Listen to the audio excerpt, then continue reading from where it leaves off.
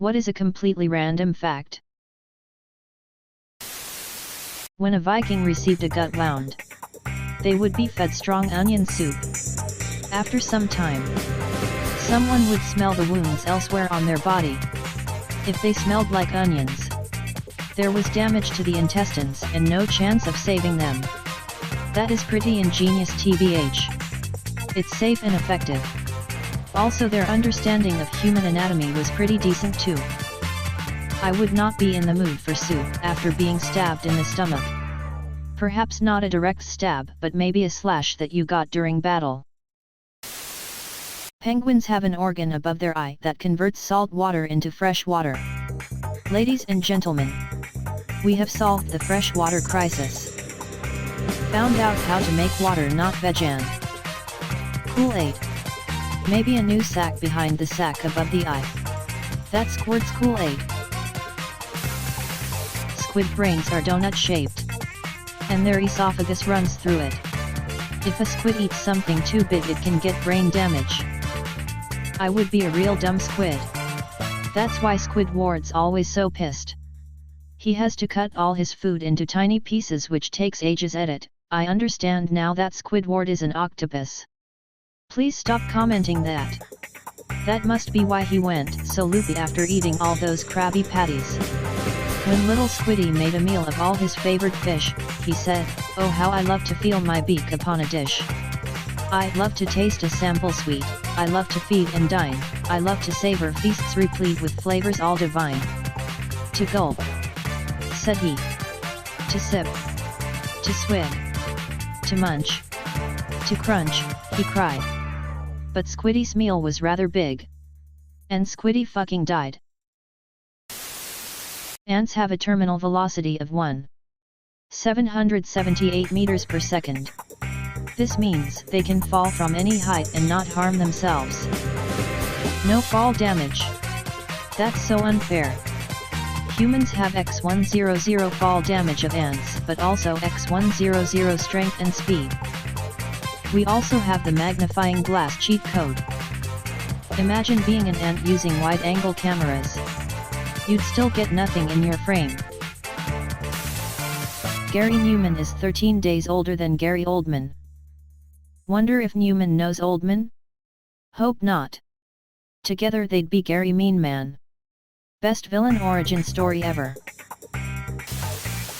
At one point in time, all the details of the Manhattan Project were in 3 safes, each locked with the code 27, 18, 28.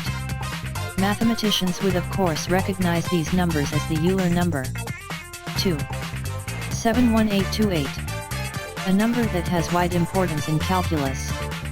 Physicist Richard Feynman was able to crack into these safes after snooping around the secretary's desk and finding the number pi 3, 14159.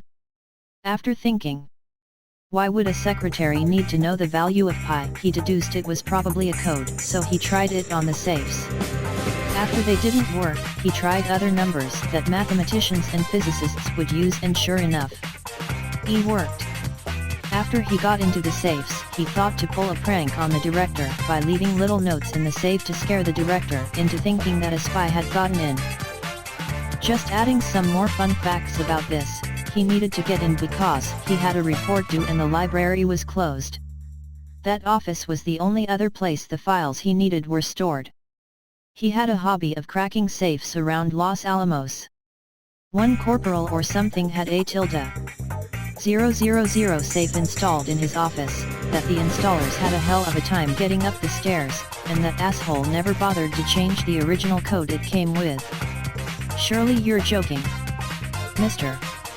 Feynman is amazing and hilarious. Highly recommend. One corporal or something had a .000 safe installed in his office, that the installers had a hell of a time getting up the stairs, and that asshole never bothered to change the original code it came with. Ah. You left are the funniest part. Although I guess that raises the problem of whether you're allowed to abridge a Feynman anecdote. A general did the same thing. And Feynman sat him down and gave him a serious talk about the very real security problems at Los Alamos and how easy it was for him to get into safes. And how it could all be prevented with a simple policy change, enacted by a single memo from the top. The next day, there was a memo to everyone. From the general, under no circumstances is Richard Feynman to be allowed in anyone else's office without being directly supervised. Security problem solved. The unicorn is the national animal of Scotland. I am Scottish. Can confirm. I am a unicorn. I can confirm as well. In the UK, a lot of very old streets are named after the professions of yet old inhabitants. E.g. Baker Street.